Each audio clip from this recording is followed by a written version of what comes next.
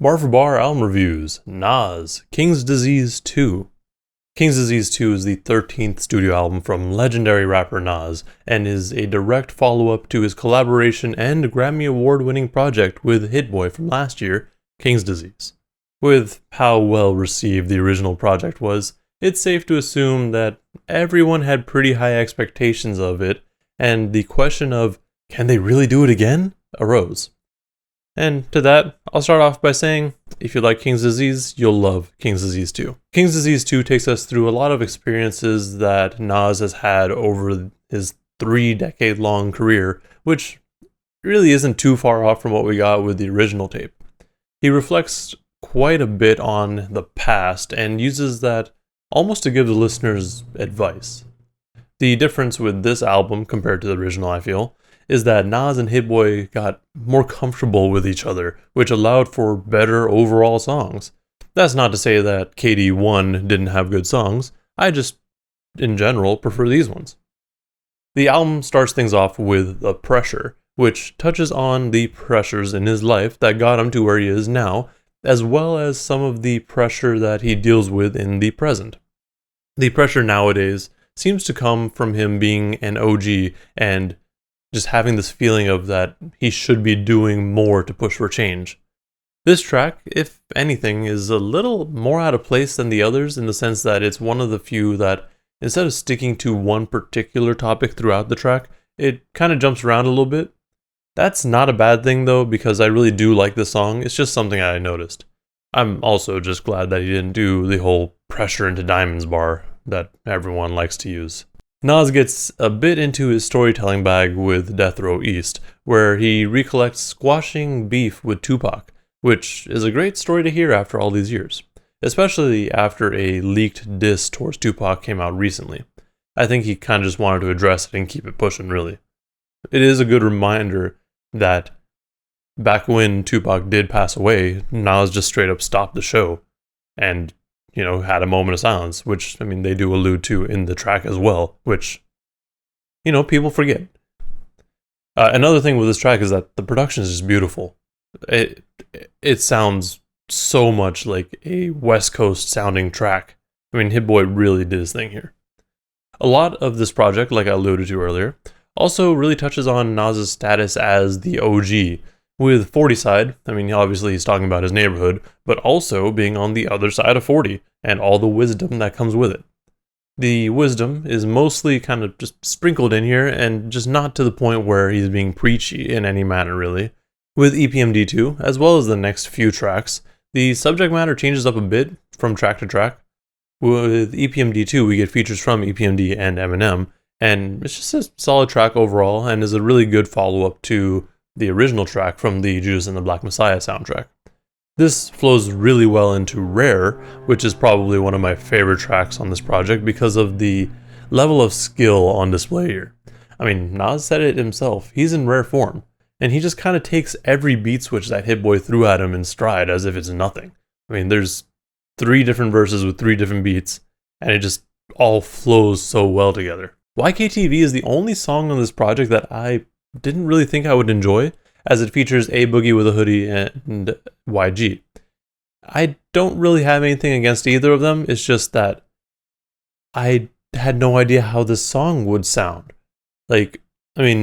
Nas has worked with younger artists in the past and the younger generation, and they generally turn out well, but there's always that concern, are they going to go with a newer sound? Are they going to go with the older sound?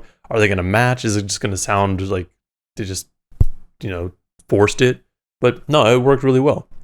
But yeah, like I was saying, I do really like that Nas has no problem doing tracks with younger artists, as well as doing tracks with beats that aren't really typical of him or those artists.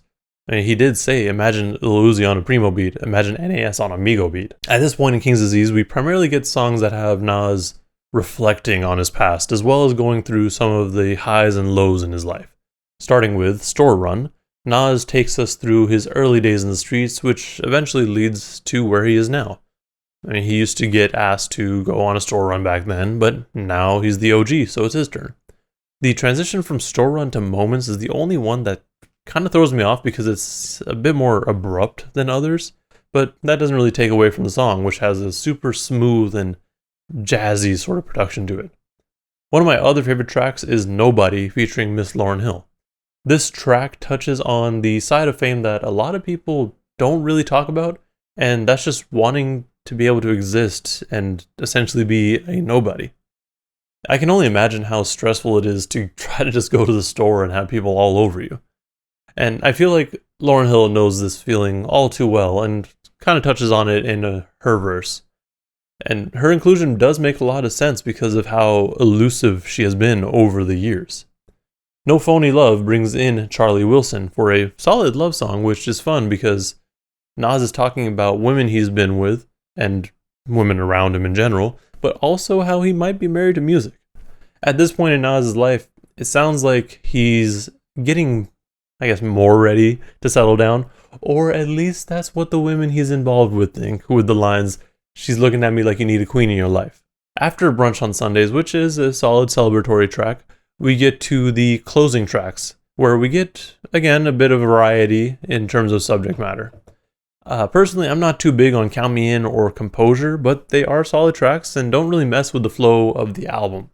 With My Bible, we have Nas talking about morals and just kind of having a code that you stick to and live by. This track is dope because Nas basically just raps straight through, no chorus, nothing like that, but also keeps in mind this Bible theming with each verse, starting them off first, second, and third chapter.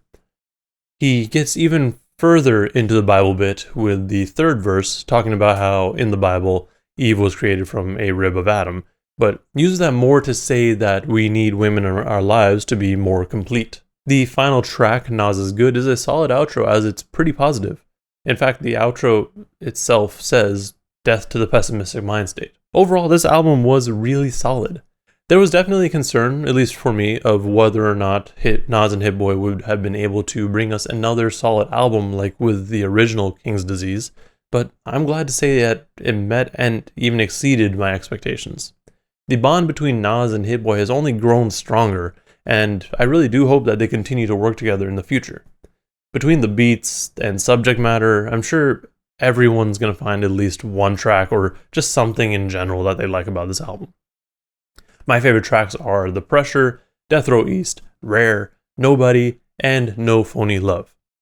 It looks like we've been getting a Nas project basically every year since 2018's Nas year, so hopefully that trend continues.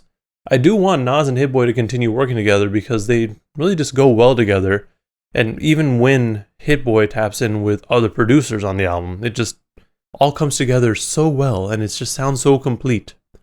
I would be interested in hearing Nas work on another project with a different producer at some point in the future. I don't know if that's even on the table yet, but we'll have to wait and see. That's all I got for this review. Let me know in the comments below what you thought of this album and what your favorite tracks are. Also remember to like and subscribe if you want to see more reviews and content like this. Thank you for watching, and please stay safe out there.